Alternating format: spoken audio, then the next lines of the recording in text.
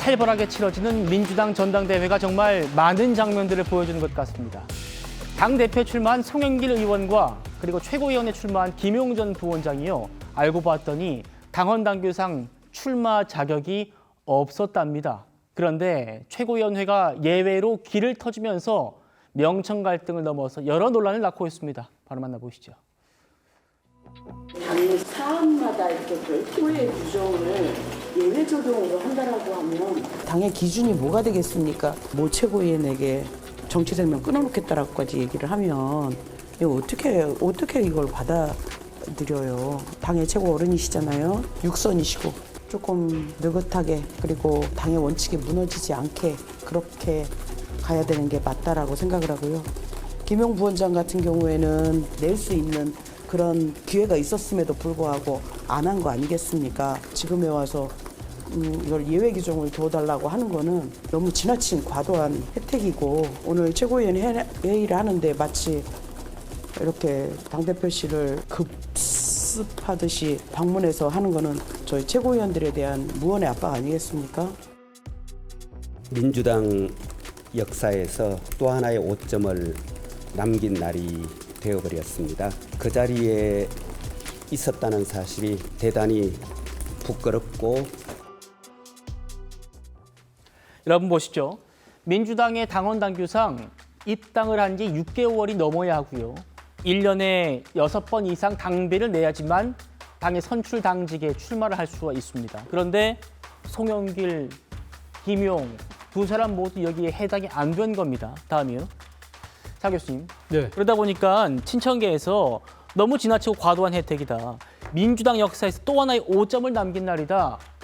차라리 무규정 전당대회 치르자. 왜냐하면 최고위여서 조금 전에 당무위도 두 사람 출마시켰거든요. 어떻게 보십니까? 일단 뭐 정치적인 뭐랄까요, 그러니까 지금 그러니까 공당의 하나의 원칙으로 보면 지금 말이 안 되는 이야기죠. 사실은 뭐 당원 당규상으로 이게 지금 권리당원의 그러니까 6개월 당비 납부를 해야만 피선거권이 생기는데 그걸 갖다가 지금 하지 않은 상황이 있는데 그러니까 후보 자격을 주는 것 자체가 공당의 원칙에 벗어나던다. 그런 비판에서는 사실은 뭐 지금 송영길 의원이나 지금 김용 전 부원장이 자유로울 수가 없는 겁니다. 그러나 또 한편으로는 이 정당은 또 하나의 정치적 현실을 또 고려할 수밖에 없잖아요.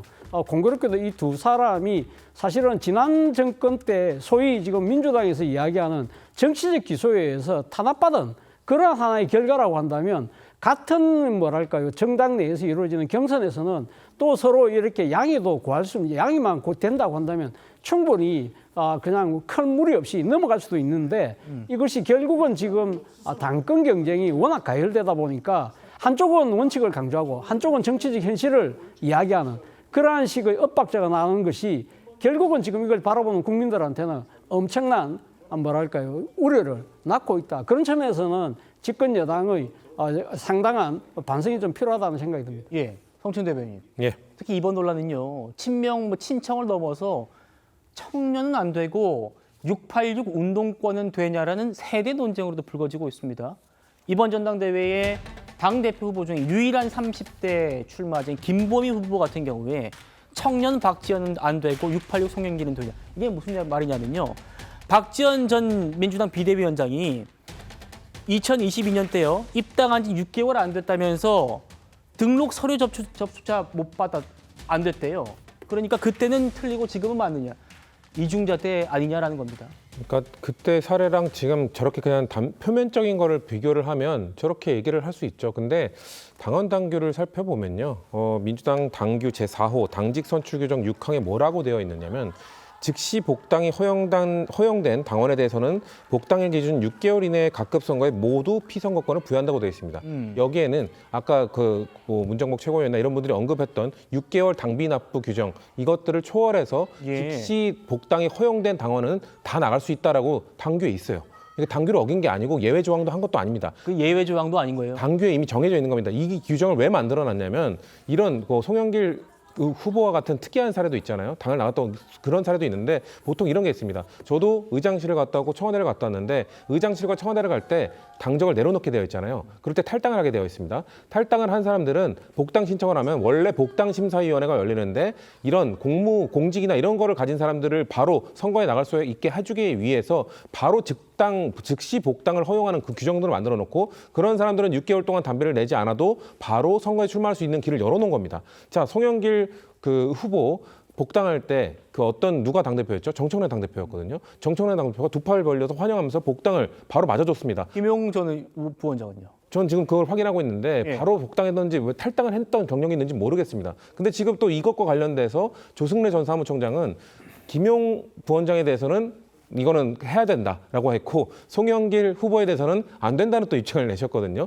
이런 것들이 지금 참 이 당원 당규라는 게 이거를 정말 헌법처럼 달달 외고 있는 사람들이 그렇게 많지는 않거든요. 근데 저도 이번에 알았습니다. 이 예외 규정이 있다는 게 그러니까 즉시 복당을 허용한 사람들에 대한 예외 규정이 있다는 걸 저도 처음 알았기 때문에 아마 이런 것들을 모르는 분들이 이런 분에서 왜 특혜를 허용하냐라고 말을 할 수는 있습니다만 적어도 지금 현 지도부라면 즉시 복당을 허용했던 정청래 대표의 마음을 알고 있다면 친청계 최고위원들이 저렇게 말하는 건 전 적절하지 않다. 당원 당규를 제대로 체크한 게 아니라는 말씀을 아니 드릴 수 없습니다. 뭐 예외적으로 이 두 사람들이 허용한 게 아니고 당원 당규에 이 사람들이 출마할 수 있는 이 근거가 있다라는 말씀인데 이 김용전 부원장 같은 경우는 확인을 해봐야 된다는 말씀이었고 그럼에도 친청계 최고위원들이 어제 이 문제를 제기하면서 이게 어제 밤까지 심야까지 붙었고 오늘 오전에서야 최고위에서 투표로 정리가 된 문제입니다. 굉장히 시끌시끌했어요. 자, 이제 어쨌든 당무위 의결로 출마길이 열린 송영길 의원과 김용전 부원장은 뭐 당연한 결과라는 입장입니다. 들어보시죠.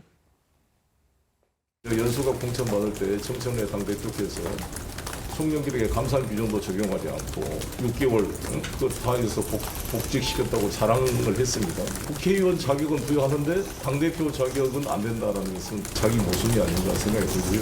보안수사권에 조금이라도 예외준을 두면 마치 난리가 날 것처럼 떠들고 있는 이분들이 정작 그 검찰의 상징적인 피해자 송영길, 김용을 그걸 가지고 우리의 자격을 전환하면 이유배반적이죠. 또 10월 19일 체포돼가지고 바로 검찰에 이제 구속돼서 그때 제가 계좌 금융거래가 전부 중단됐고 그다음에 당적 집무서를 띄워보니까 그때 제 번호가 이미 그때 해지가 됐어요. 그래서 제가 뭐 자동이체할 수 있는 이런 방법이 전혀 없었고.